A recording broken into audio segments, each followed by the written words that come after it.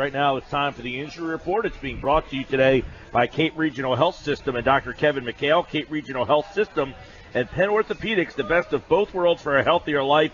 For an appointment, call 609-463-CAPE or visit caperegional.com/orthopedics. And we've got two possible career-ending injuries today, and we'll bring Dr. McHale in for these. As Sam Bradford's name, we talked about him way back in week number 2, it seemed like, Doc, but this thing is taking an interesting turn. Welcome back to the show. How are you? I'm doing well. Thanks for having me on, as always. Absolutely. So Bradford, Doc, we thought it was a bone bruise. What was described as a bone bruise in the second quarter of the opener. He missed 3 games. He played in week 5, has not played since. And since that, he visited Dr. James Andrews. That's never good. Baseball, football, nothing. It was confirmed he had no structural damage to his twice-repaired ACL in that left knee. He then visited a specialist to receive blood injections, hoping to decrease inflammation in that and speed up the healing there.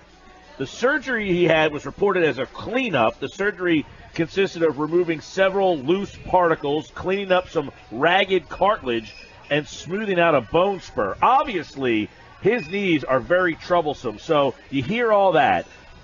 What is the long-term future? This guy's 30 years old, but it sounds as if his career could be coming to a close. Yeah, there's a lot going on right there that you just mentioned. But, when we first talked about these bone bruises, what we were talking about wasn't so much that we were concerned that he had a bone bruise. It was about why he had that bone bruise. And, there's a variety of reasons why you can get it. We talked about maybe it was a ligament injury. That's one way. You have an ACL tear. There's basic bone bruise patterns for that. But fortunately, he didn't have that type of structural damage. But the problem is now we're hearing that he has all these cartilage issues. So we talk about ACL tears all the time, right? And when we talk about them, we're saying that when it's an isolated ACL tear, people tend to get back to playing at a high level, the next season ending, but definitely not career ending. But the problem is when you have these associated injuries, when you have meniscal tears, when you have cartilage injuries along with the ACL tears, and in his case, a second ACL tear, now we get concerned that it could start affecting the duration of his career. When you have this early onset of like post-traumatic arthritis is what it sounds like. You have this, when there's a description of that ragged cartilage that he smoothed out and bone spurs, this isn't a healthy looking knee anymore. And it's really concerning for the long term. Now, there are a lot of treatments that we can do to try to keep these guys playing, even when their knee might look like someone that's a whole lot older than 30 years old. And they mentioned some of them. There's injections. There's a variety of options for injections. The blood injections they're likely talking about are PRP injections. You probably hear that thrown around. It's these growth factors that you concentrate out of blood that you're able to inject back in. It's fairly safe because you're taking it from the player's arm, and then you spin it down, you take out all the good stuff, and you put it back in. And we use it for a variety of things, nagging hamstring injuries or patellar tendonitis, Achilles tendonitis. And now they're starting to use it for the osteoarthritis or these cartilage problems. It's a little it's unclear if that's a great indication for it, but in these guys, we're trying to do everything they can to keep them on the field, and that's one option. Yeah, it's a shame for him because the injuries have really derailed his career. So Sam Bradford done for the year. We thought, we talked about him back in the opener, the bone bruise thing. We thought maybe a week or two and he'll be back out there. Now, he did try to get back out there. It did not look good, and obviously he's got more problems than that. Let's go to Andrew Luck, Doc, and wow, this story has been crazy. His surgically repaired shoulder stopped getting better about a week and a half ago. He started seeking second opinions, 4 or 5 different doctors. Their recommendation was to stop throwing for several months in an attempt to stamp out the soreness in that shoulder. Now, we know he had the labrum, but this is 10 months after he went under the knife. So it's been nearly 10 months since he had surgery, and he still is unable to do the throwing. What kind of sign is that for you? Yeah, so it's concerning, but it's actually not late enough yet to throw off alarm bells that this is definitely a career-ending injury. In general, the most concerning thing is when you see an athlete get surgery on their throwing shoulder, that's concerning in and of itself because they likely had an injury that we know he was dealing with for 2 years that could have been career-ending in and of itself, which is why he went and had that surgery.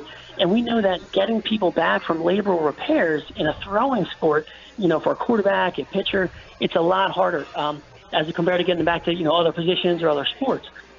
So, we talked about before, what's the timeline to get back after a labral repair, which is that, that repair to that little cartilage rim to the socket in the back of the shoulder in his case. And typically it's around 9 to 12 months before you see someone able to get back to a throwing sport. Now, even though it's 10 months out, it's still in that window. But unfortunately for him, this is costing the whole season, and it may need a lot of time to recover. The tricky thing about the posterior labral tear that he has is that it's in the back of the shoulder. And in the back of the shoulder there, to be a thrower, you have to have it's kind of tight back there because you have to get in that cocked back motion before you throw, but also have to have just enough laxity to allow you to have that follow through to stretch it out. And when you do a repair, you repair that torn structure, and it can lead to a lot of tightness. And actually, that tightness can cause problems when you're trying to get back to throwing, and it may take a long time to stretch it out, unfortunately. So it may be that just by taking a break from throwing and really rehabbing it and taking time to, unfortunately missing this season, he may be ready to come back by the end of or by next year, or, by off season. But it's unfortunate news. He's a great player, and I'm sure the Colts really want him back out there, and he wants to be back out there as well.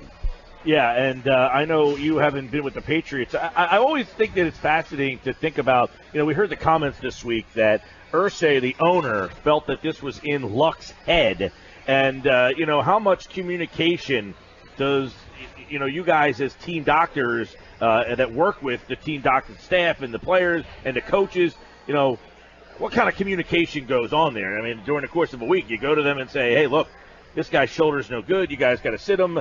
For him to make that comment that they think this is in his head, is that something that's alarming? Yeah, I think that is very alarming, and there's really a disconnect there. And I think, in general, it's alarming for a couple of reasons. One, these players are putting their bodies out on the line, and we talk about all these, pretty severe injuries. And, last week we were talking about a limb-threatening injury. We're talking about severe things. So these guys are working really, really hard to be out there, and it is not in their head. Now, at times there's a mental component, to try to get your confidence back to get back on the field, and that's important too. But, to say that someone's soreness and pain after getting through a big surgery on his throwing shoulders in his head is a little crazy. But yeah, that communication between the medical staff and the coaches and the owners is incredibly important. With my experience with the Patriots, they would have meetings frequently between the coaches and the staff and the trainers to make sure that everyone was on the same page and they understood what was going on. And we had a great dynamic between the athletic training staff and the owners, and there was a constant level of communication with the coaches. And it's really important that everyone's on the same page, because if there's a disconnect there from the medical staff and the coaches saying, someone needs a little bit of rest and maybe they should cut back on their throwing, and that coaches aren't listening and they're getting them back a little too soon, ultimately it's a problem down the line if they re-injure that shoulder or whatever it may be. And then Belichick just looks at you with Jedi mind tricks and says, he will be ready to play. and usually he's right. Belichick's never wrong. So, Dr. Kevin McHale, he was with the Patriots. He's now with Cape Regional Health System and Penn Orthopedics, the best of both worlds for a healthier life. For an appointment, call 609-463-CAPE or visit caperegional.com/orthopedics. Really good insight on two possible career-threatening injuries, Bradford and Luck. We'll do it again next week, pal. Enjoy the rest of the week. All right, sounds good. We'll talk to you guys soon.